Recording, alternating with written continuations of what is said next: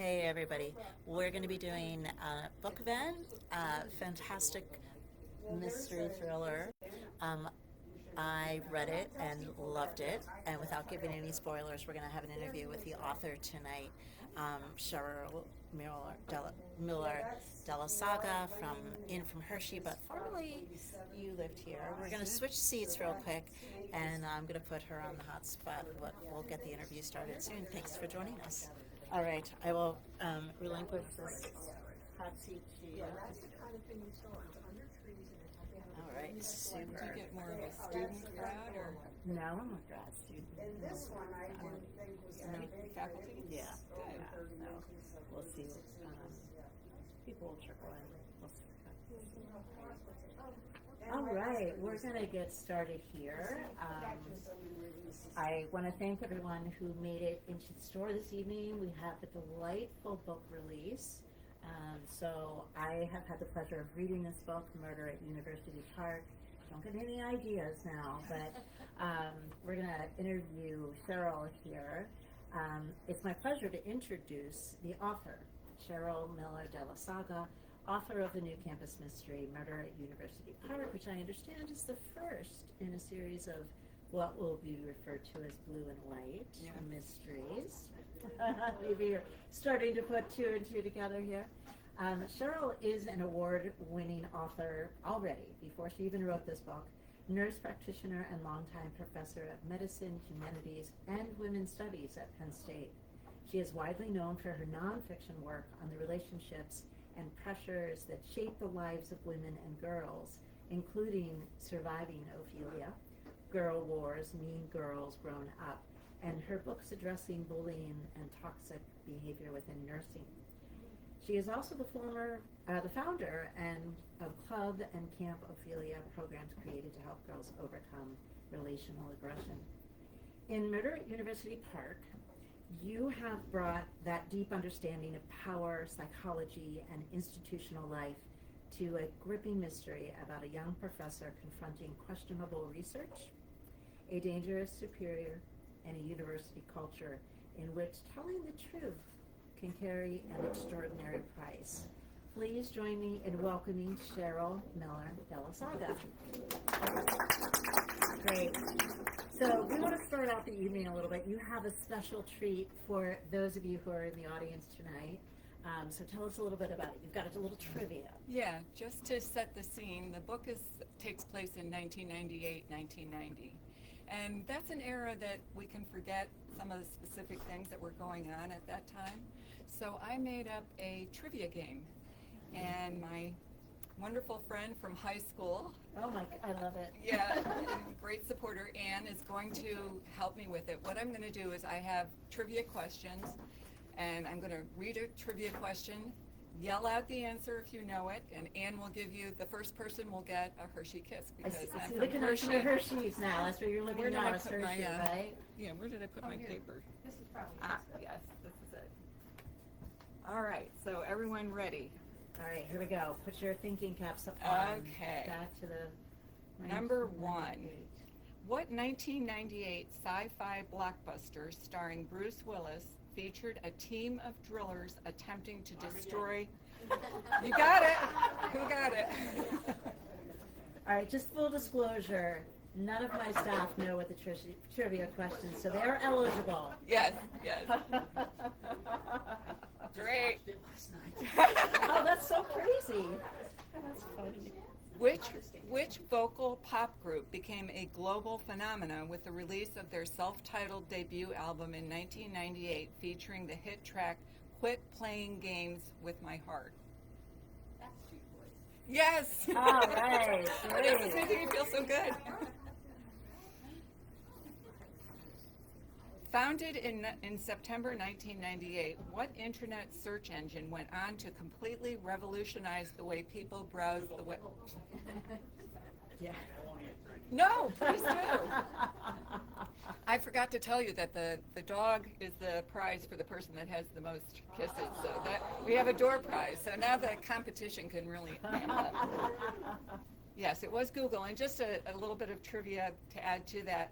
Larry Page and Sergey Brin chose the name as a play on Gogol, the mathematical term for 10 to the 100th power, reflecting their ambition to organize a massive amount of information. The name was misspelled when checking domain availability, and the misspelling stuck. So it wasn't intended to be Google. Okay, next movie.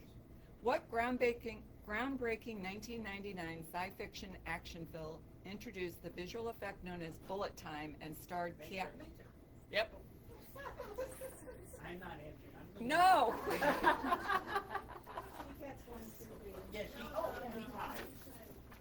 Yeah, that's fine. This will be a good one. What wildly popular electronic hamster-like robotic pet became a massive holiday craze in 1999? Furby. Yes. Furby. It sold. She gave me the idea. Oh, well, give both. You can never have too many kisses, right? So Mary? Carly got one too. I was saying, she gave me the idea. Furby sold 40 million units in its first 3 years and is credited with creating the modern must-have holiday toy retail phenomena that marketing departments have been attempting to replicate ever since. Yeah, how about it? Who became the youngest Olympic figure skating gold medalist in 1998?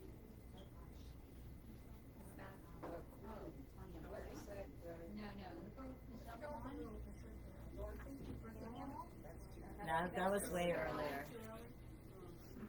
All Does her right. first name begin with a T? Yes.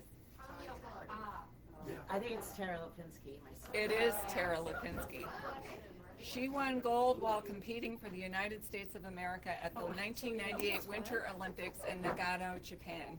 Her record was only broken in 2019, so it lasted for quite a while. What famous singer was knighted by Queen Elizabeth II for his chair?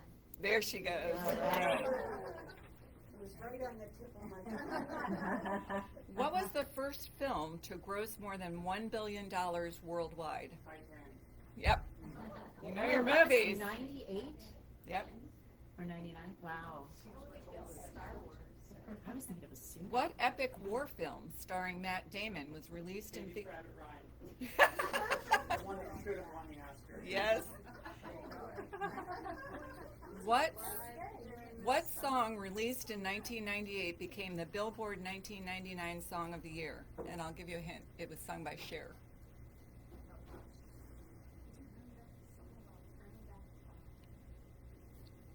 Maybe. I'm just. You just say that first. Just start there. Well, something about turning back time. I don't know. I don't know if those lyrics were in it, but it was the song "Believe." Does that have "Believe"? Do you believe? Now this one, I'm sure somebody's going to know. What was the name of Britney Spears' first single released in 1998? If I had an hour, I could figure this out. I wonder if it's "Oops, I Did It Again." Yes, it's not a No. No, that's the back. I thought I heard it somewhere, but what was it? Nope. Close. I think you deserve one more time. Okay, good job. And I had a teenager at the time, and I heard that song over and over and over again. Not one more time. Not one more time, please. Who was the first American astronaut to orbit Earth? Tom Glenn. It's also the oldest astronaut, though. That period of time, though. That was the year when he orbited. 1998. No way. The orbit. Google it. Google it. Not the moon landing. They were orbiting the Earth before they went to the moon. They orbited in '62, but as the anniversary, they sent them up again at the end of the song. Okay. And that was in The 1998. oldest, I missed that part. Okay. There we go. Yeah. All right. What hit American crime drama debuted on HBO January 10th, 1999? And it was on Sunday nights. Sopranos. What children's favorite animated show premiered on Nickelodeon on May 1st, 1999? Barney. close. Guess again. Probably has a, Blues Blues? No, that's not Teletubbies, no. No, it's SpongeBob SquarePants. oh, I was gonna say Nickelodeon. Which episode of Star Wars was released on March 19th, 1999? The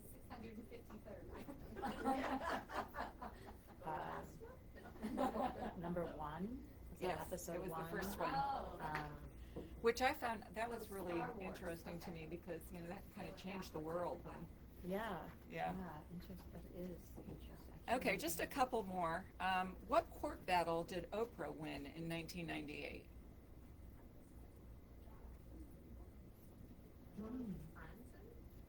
Was it the Jonathan Franzen? Oh, with the memoir that wasn't a memoir? Oh no, that's a million little pieces. Oh, that was that Oh. was No, Jonathan I meant Franzen. the Jonathan Franzen when it was an opera book, his first book, and then it wasn't. Right. That's not the answer, but I know which one you're. It's a million little pieces. Yeah, it was Oh, that the book. corrections. But the court battle that she won was, remember when there was she was cleared of slander in an Amarillo court after a highly publicized court battle with Texas beef moguls? And that's when Dr. Phil came into her life, I believe. He was like her support. And that part I don't know for sure, but. Okay, just a couple more here. Interesting. Yeah. This is like really like fluffing up the memories here. Yeah. Who forwarded the articles of impeachment against President Clinton, and how many presidents were impeached before him? So either part of that. I think two. Yeah. That's She said first. 2. Yep, that's right. Who does that? Then you're looking for Is that who? the Speaker of the House? Yeah. Who does that? The independent counsel Kenneth Starr's investigation, which had begun as an inquiry into the Clintons' involvement in the Whitewater real estate transaction, expanded over 4 years to include Lewinsky, producing a 445-page report released to the public in September 1998. The Starr report was the most downloaded document on the early internet at the time of its release. Oh my God. I bet it took forever to download too. Yeah. Can you remember that noise? Okay, just let's do one or two more for the sports fans out there. Who hit 70 home runs in 1998? That's probably Cal Rip. I didn't know this one, but I'm not a sports person. It was Mark McGuire. And the only reason That's what I was going to say, but I could not remember. really, Yeah. he was also later, Well, I didn't know that. That's one baseball name that I remember. And I couldn't get it from out. Yeah. well, you may also remember him because he was the person that was caught up in the steroid controversy, and he later admitted that he had used steroids during that time when he, so he got fame. This one is for Anne, actually. I thought you might know the answer to this one. It's a really goofy one. The brown marmorated stink bug was accidentally introduced to the United States in 1998. The bug, native to East Asia, has no significant natural predators in North America. Where in Pennsylvania was the first documented specimen found? My house. Is it something related to you? Where'd you grow up? I have no idea. Okay, I guess this would be maybe more for Pam, but Allentown. Oh. Allentown, Pennsylvania. That's where the first one was. Okay, two more. Name one of the most popular TV shows of 1998. I have 10 of them here, so if you have, Friends. you got it. Yeah.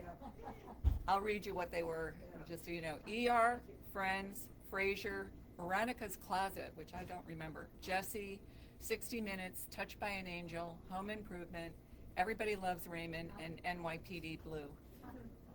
Okay, and the last question we'll go with is, who won the Super Bowl in 1998? Yeah, that's a good Good guess. Yes.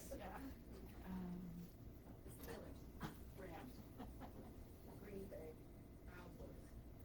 No. The Denver Broncos defeated the Green Bay Packers 31-24 in a game that ended the Packers' brief dynasty and gave John Elway his first Super Bowl ring in his 4th appearance. Elway, 37, was named MVP. Running back Terrell Davis, who played most of the second half with a migraine, rushed for 157 yards and 3 touchdowns. So, as a person who gets migraines, I had to give him a shout out. Very I impressive. cannot Yeah. imagine at all. Oh, that was So fun, the, Cheryl. the dog goes too. Yes. Who has the most? I think she does. So that, My daughter. all right, well, good. Oh, that'll be nice. Thank you. That's adorable. Yeah, and that dog plays a prominent role in the book too, so that's why I had to have him. Yeah, that's sweet. All right, that's great.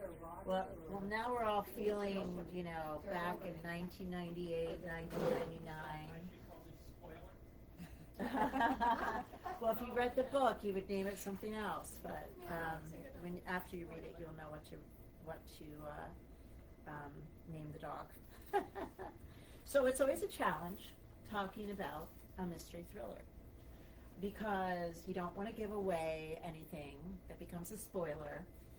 So we're going to have a conversation here around some adjacent topics that are brought up within the book. First of all, I don't have this question written down, so I'm going to blindside you. Oh, with it. okay. Why mystery? That's an interesting question, because this book has been sitting on my hard drive for 2 decades. You're kidding. No, I started it a long time ago, and I'd go back to it. I changed the protagonist, I changed the murderer, I changed first person point of view to third person, then back again, and it just has been there like as a presence. And I knew I don't like to have things not finished. And so when I retired in 2024, I decided, okay, this is enough. I'm going to finish this, and that's why. Well, it is a beautifully crafted book. Thank I had you. the pleasure of reading an advanced reading copy, and I was riveted. I read a lot of mystery thrillers. Oh. I also put a lot of mystery thrillers down because I get a little frustrated by lackluster writing, and yours was thank just you. exceptional from beginning to end. The characters are compelling, and the setting was in and of itself a character in the book. Now, those of us who live here or are adjacent to Penn State recognize the University Park as the name of the university's location, right? But in this book, this happens at Mountain, is it Mountain State? Yes. Yeah. Yes. We also might live in some mountains. I mean, the similarities cannot be ignored, except for the traffic jams. I noticed, like, right away there were traffic jams in this book, and I was like, well, beginning of the semester for sure, for sure. But you obviously were at Penn State for a while. You've been living in Hershey since, you said, 2001. Mm-hmm. Yeah. So, what are some of the compelling parts about what you were dealing with at Penn State, or ideas that came into your head because you were here? You said you started this book several decades ago, obviously, when you were here. So, what can you kind of illuminate about the inspiration from that Penn State gave? Sure. And just to be clear, I have to say that it's not Penn State, of course. It's not really. But I think when I finished my PhD and I was a new professor, I was so excited and so optimistic about the possibilities of being a professor at a major university and having all of these eager students. I remember my first semester that I taught, I thought, well, we're just going to do something like this, like have discussions, right? And after about 2 weeks, some of the students came up to me and said, we just want the test answers. We don't care about discussion. So it's like a little bit of a disillusionment. And I have to say, I've been at other universities before I came here. And, there's just the facade that you see and what you think will happen, and then what really happens when you get inside is sometimes a disconnect. Yeah. And in the book, the protagonist is this bright biology, I guess would be the field that we could say, and up for tenure. Yes. And tenuous at best, Yes. in the hands of a very powerful leader. And I it's really interesting to hear you say that you started this decades ago, because one of the things I was really struck by was this couching the way she moved through the world so perfectly for that era, right? I think that she could still exist in this modern era, but there's something about taking it back those couple of decades that really gave this a kind of reflective moment in time, and certainly one that was very palpable for you as a as a professor yourself. Yes. Right? Yes. Yeah. So Yeah, I was the first person to get tenured in my department in 10 years. So it was kind of a joke. I got tenured after 10 years of nobody being tenured. And wow. it was tough. And it's even tougher now because I think universities are tending to not want to give tenure because that's a guarantee that they're going to have to pay that salary and keep that person on board. And yeah, so I feel for young faculty that are starting and having to go through that drill. Yeah, and the playing field, the rules have changed a bit, Oh, right? yeah. But we're watching the main character sort of wrestle financial obligations, familial obligations, work obligations, and then still try to be, at that time a mother, a friend, and then suddenly sort of a detective, right? Yeah. Yeah. Yeah. So good. I want to get to my actual questions that I told Cheryl I was going to ask, but I just can't help myself. When you said that you started this decades ago, that is so fascinating to me. Mm-hmm. Yeah, but I don't know what the rewrites were like, but the end was great. So Thanks. congratulations. Academic wrongdoing in the novel involves more than one unethical individual. It also depends upon silence, prestige, and professional self-preservation. Were you primarily interested in writing about a corrupt person or about the structures that allow corruption to continue? And, how did you play with that in the novel? Yeah, probably both. I think in thinking of the different institutions that I've taught at, there's this kind of tendency to want to keep people in power, and to keep your parents of students who are at those universities happy and believing that it's a great place for their child to get an education. So when there's kind of an incident or something that happens that should maybe be treated a little differently and would be treated a little differently in another setting, it may get smoothed over, it may not get the attention, it may kind of get pushed to the sidelines and not focused on. Yeah. So, yeah. Yeah. Do you like how when we talk about the book we say something and somewhat, like we really have to walk this, we know as they say who did it. So we can't let anything show on our face. We have to, Exactly. right? I really hope you all pick up a copy and read this book because it's smashing. I think it's going to go far, and I think the series. Oh, thank you. Have you started working on another one?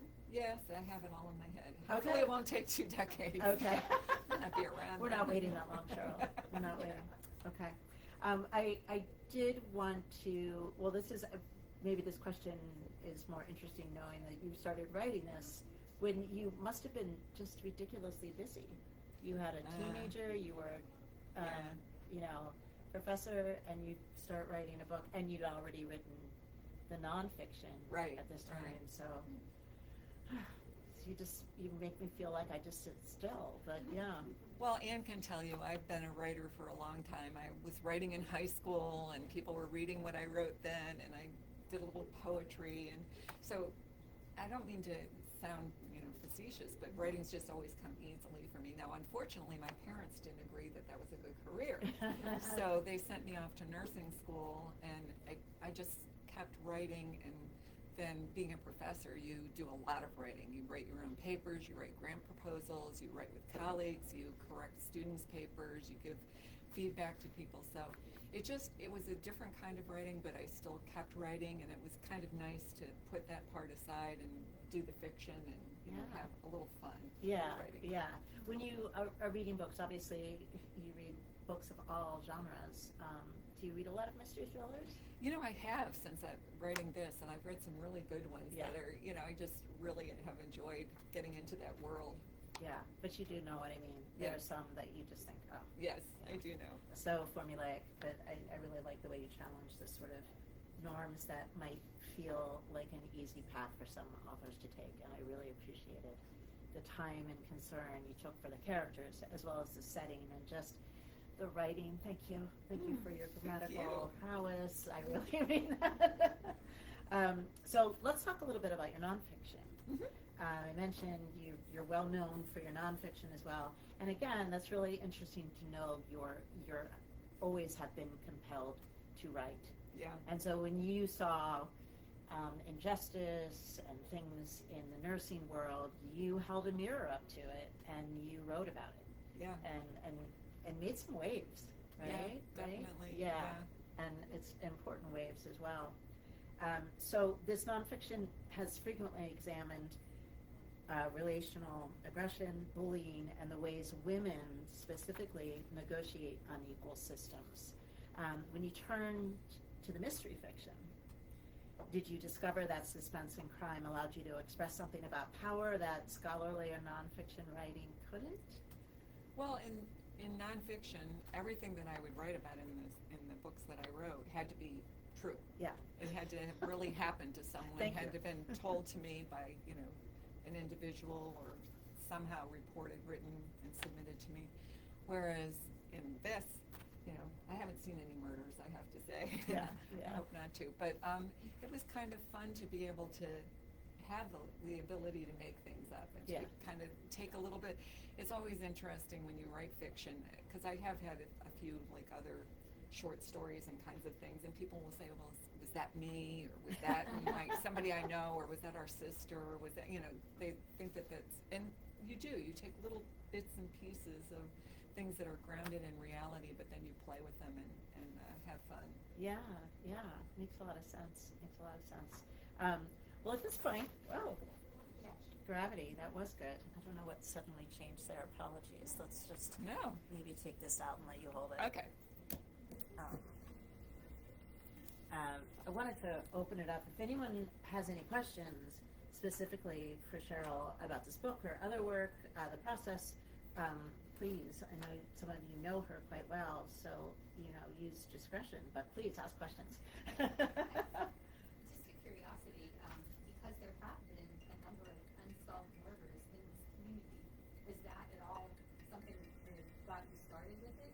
Oh, I'm glad you brought that up because, sorry, my Apple Watch is going on. David DeCock wrote an excellent book called Murder in the Stacks about Betsy Amsta. I think that's how you say her name. The young co-ed who was murdered in 1970. 60, okay. Yeah. And he sat down and had a meal with me and just explained everything that happened at that time. He did a deep dive. His was nonfiction, was a very journalistic coverage of what happened to her. And they never identified the murderer, but he makes a very compelling case in his book for who it really was. And the person actually went on to murder and be a very bad person. And had that just been revealed sooner, there might have been a different outcome. So it's a great book.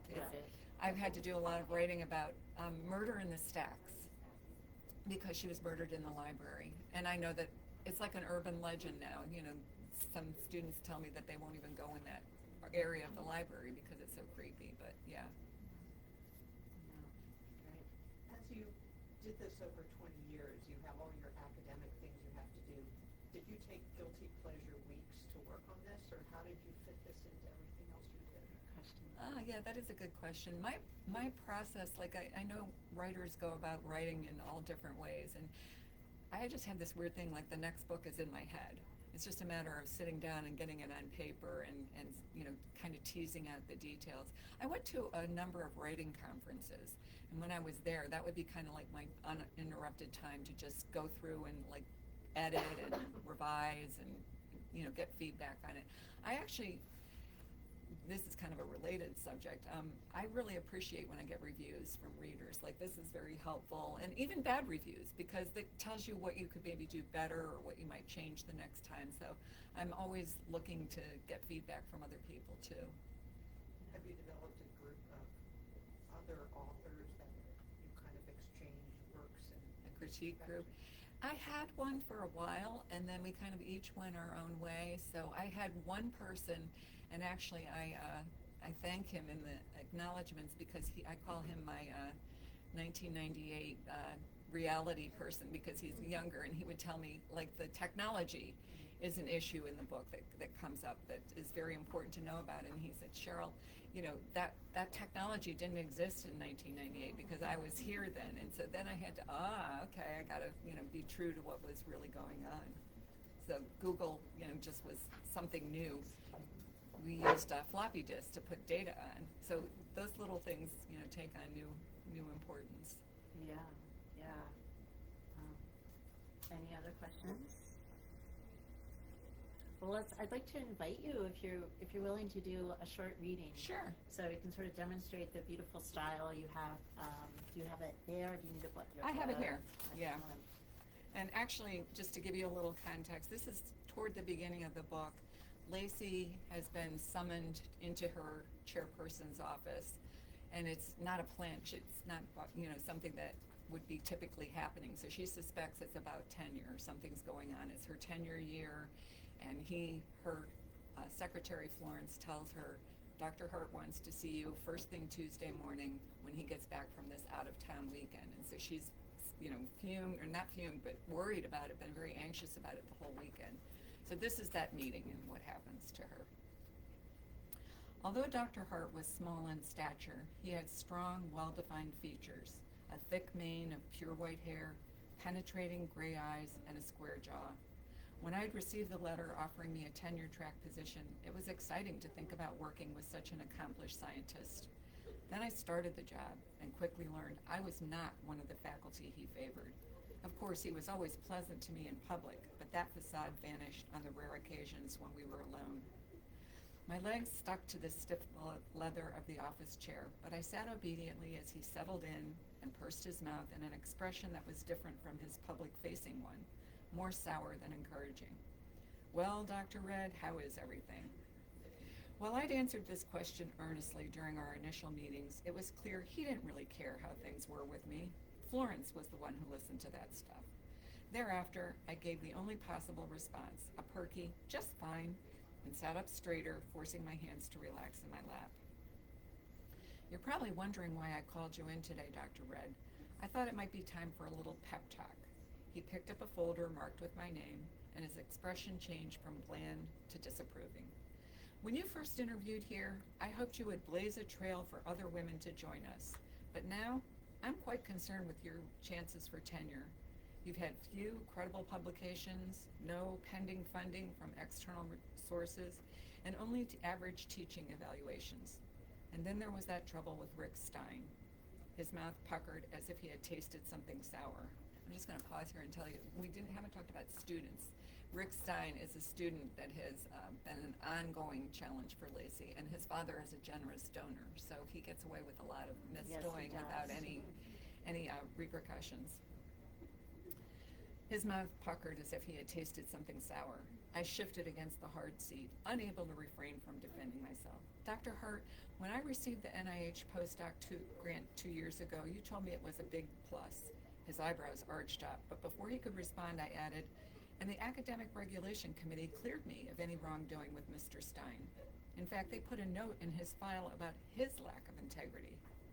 Dr. Hart slid on a pair of rectangular wire-rimmed glasses, looking over the top of them, gray eyes steely.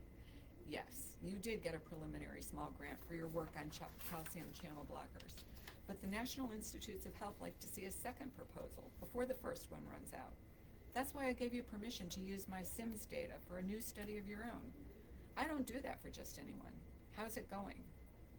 I hesitated, not wanting to sound defensive again. I've been working on the data, but when I agreed to help set up a minority scholars program this summer, it ended up as a full-time commitment. I'm hoping to get it done this semester. He cleared his throat in a way that reminded me it would always be a mistake to try to justify myself to him. Still, out of desperation, I smiled hopefully. Nonetheless, I must tell you that your accomplishments are weak at this point. Very weak. He stared at me, then blinked. Do you have any idea of how insipid you look when you smile like you are just now? We're having a serious conversation. Over the years, under the guise of giving me advice about professional development, Dr. Hart had criticized my looks. When one has curly hair, it's best to pull it back so you don't look like a sixth grader. Chuckled at one of my teaching evaluations. I'm sorry, but this is priceless. Dr. Red is like a dumb blonde without the blonde and without the hot. And stifled a laugh over another that made remarks about my clothes. Plaid is not her best look. All I can do is stare at her big rear whenever she wears it. The insipid comment was new territory, delivered by my chair in person with a look that suggested a bad smell in the office. My face froze in shock. Dr. Hart went on, here we are in 1998 and academia still isn't a good fit for women, especially those with families. I'm guessing it's hard for you to balance it all. Would you like me to remove you from the tenure track completely rather than have you be denied? I took a sharp breath, but he was busy paging through my file, frowning. If he had taken out a red pen and slashed a large F across my dossier, he couldn't have made my failure to live up to his expectations clearer.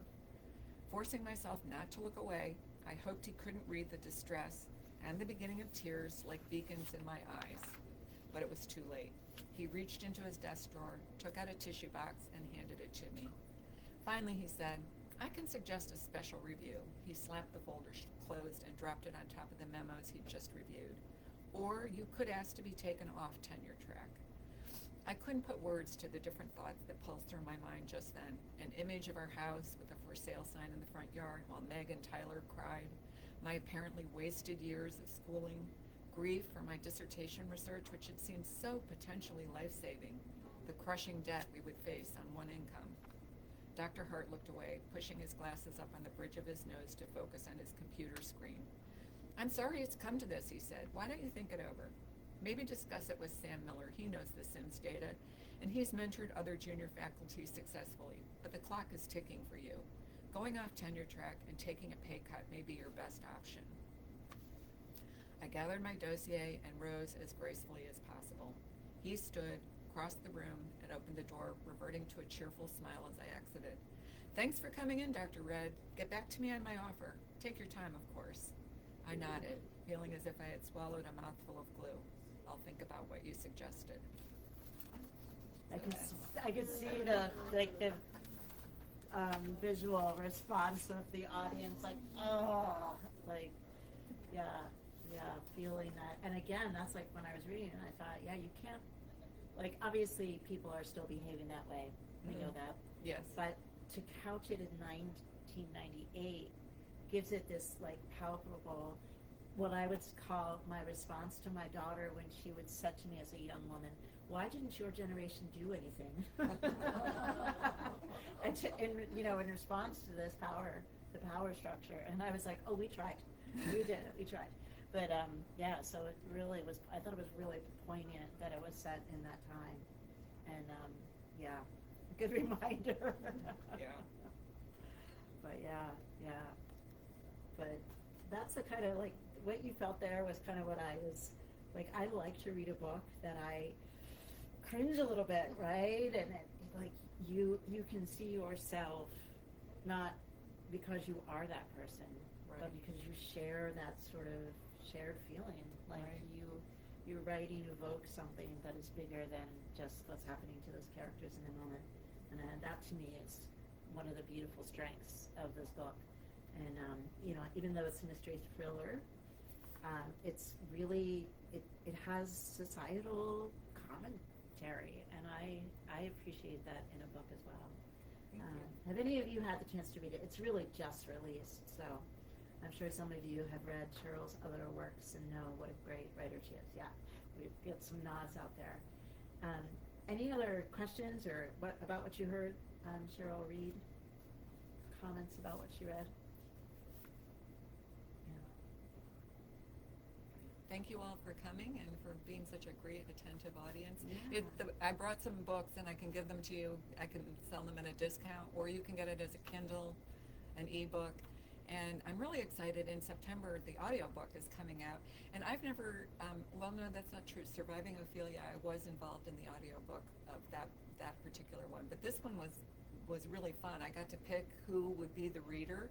So I got to listen to 8 different women, like read sections of so I got to hear my own writing read by someone else, which was really neat. And I really, really liked the woman that got picked. I had my siblings and a couple of other people listen to the same selections, and they chose the same person I did. So I'm kind of excited about that. That's great. Going to listen to the whole thing at the end of August, and then it'll be out in September.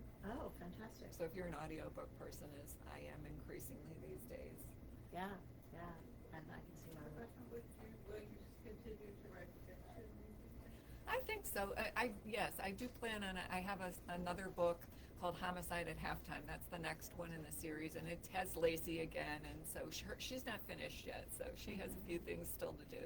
Great. Well, if you want to set one in a bookstore, I'll give you all right. that.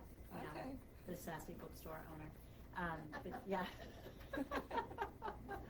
Well, I want to thank you. Thank you. I love appreciate having it. these conversations Yeah. with authors, and Yeah. truly congratulations on the book. Thank you. And, thank you all for coming, and we'll stop the live thing where we can talk Okay. amongst ourselves. Thanks again. Thank you. Wonderful. That was great. Thank you.